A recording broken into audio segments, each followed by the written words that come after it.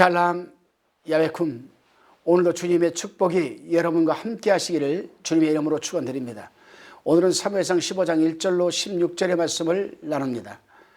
오늘 본문 15장은 오늘 내일 두 부분으로 나누어서 묵상하도록 하겠습니다. 먼저 오늘은 16절까지입니다.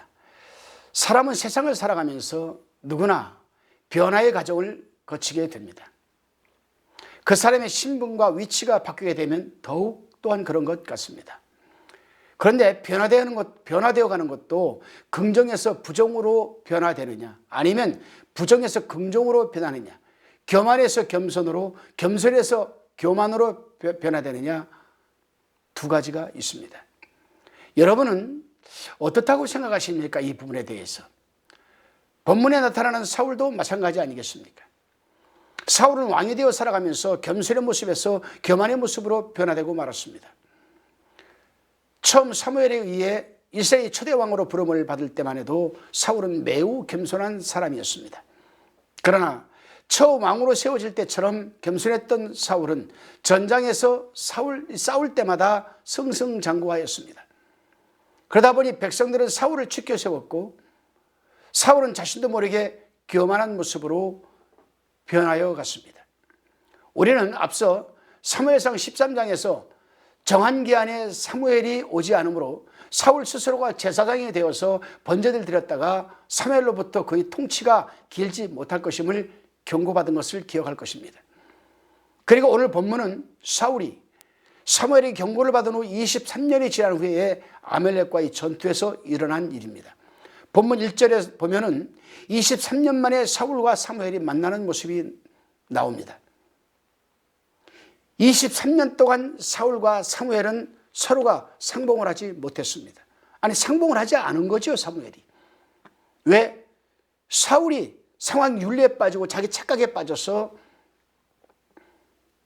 백성들을 피곤하게 만들고 하나님의 말씀을 듣지 않으니 사무엘이 사울을 만날 이유가 없었던 것입니다.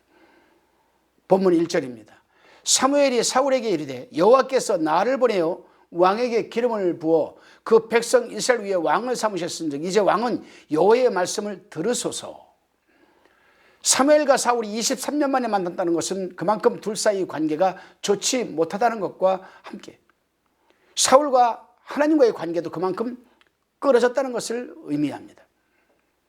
그러나 하나님은 불순종하고 교만한 사울에게 하나님께서는 다시 한번 기회를 주시기 위해 아말렉과의 전쟁을 명령하십니다. 참 우리 하나님은 참 자비로우신 하나님이십니다.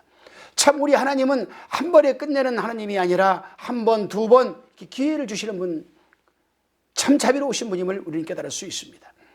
본문 2절로 3절의 말씀입니다. 만군의 여호와께서 이같이 말씀하시기를 아말렉이 이스라엘에게 행한 일 곧 애굽에서 나올 때에 길에서 대적한 일을 내가 추억하노니 지금 가서 아말렉을 쳐서 그들의 모든 소유를 남기지 말고 진멸하되 남녀와 소아와 젖먹는 아이와 우양과 약대와 나귀를 죽이라 하셨나이다.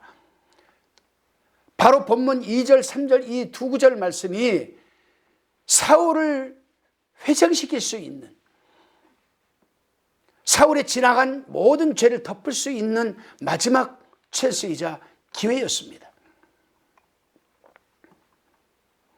사울은 이미 하나님으로부터 왕직을 상실당하였음에도 불구하고 하나님께서는 다시 한번 사울에게 기회를 주시는 모습에서 우리는 무엇을 깨달을 수 있을까요? 그렇습니다. 더욱 낮은 자세와 겸손한 마음으로 하나님의 말씀에 철저히 순종하여야 하는 것이 아니겠습니까? 그러나 사울은 이미 교만해질 대로 교만해진 상태였습니다. 자신의 상황 윤리에 빠져 있는 사람이었습니다. 자기 생각에 도취되어 있었던 사람이었습니다. 이제 아말렉과의 전투에서 사울의 모습을 한번 살펴보겠습니다. 아말렉은 에세이 손자 아말렉의 후예들로서 유다 남부 광야 지역을 이 기점으로 유목생활을 하며 다른 민족이나 지나가는 행인들을 약탈하던 이 족속이었습니다. 에돔 족속도 여기에 포함이 됩니다. 이 민족은 과거 출애굽 직후 이스라엘이 리비딤에 이르렀을 때에 이스라엘이 이 진영 후미를 공격하였고 하나님께서는 여호수아와 이스라엘에게 이 역사를 기억하라고 하셨던 적이 있습니다. 바로 그 역사를 기억하고 있어라. 언젠가는 반드시 이 부분을 내가 청산하겠다. 바로 그 청산하는 날이 바로 지금이었습니다. 그러기에 진멸해야 할 아말렉에 대해 긍휼히 여기거나 용서하는 마음을 가지는 것은 하나님의 심판에 대한 거역이 아니겠습니까? 진멸이란 살아있는 건 모두 죽이고 그 밖의 것은 모두 불태우며 태워지지 않은 것은 하나님께 바치는 것입니다. 이는 아말렉을 향한 하나님의 심판의 도구로 이스라엘에 사용되는 것이며, 그러기 이스라엘은 하나님의 심판하시는 것처럼 행해야 합니다. 그러나 불행히도 이스라엘과 사울은 하나님의 진멸의 명을 온전히 또한 순종하지 못했습니다. 아말렉 왕 아각과 양과 소위 좋은 것 모두 남겨두고 말았습니다. 본문 8절과 15절입니다. 아말렉 사람의 왕 아각을 사로잡고 칼날로 그 모든 백성을 진멸하였으되 아각은 살려두었지요. 다시 15절을 보게 되면 사울이 가로되 그것은 무리가 아말렉에게서 끌어온 것인데 백성이 당신이 하나님 여호와께 제사하려 하여 양과 소위 가장 좋은 것을 남김이요 그 외의 것은 우리가 진멸한 나이다. 15절 말씀에서 이렇게 기록되어 있습니다. 사울이 아각을 살려둔 이유는 여러 가지일 것입니다.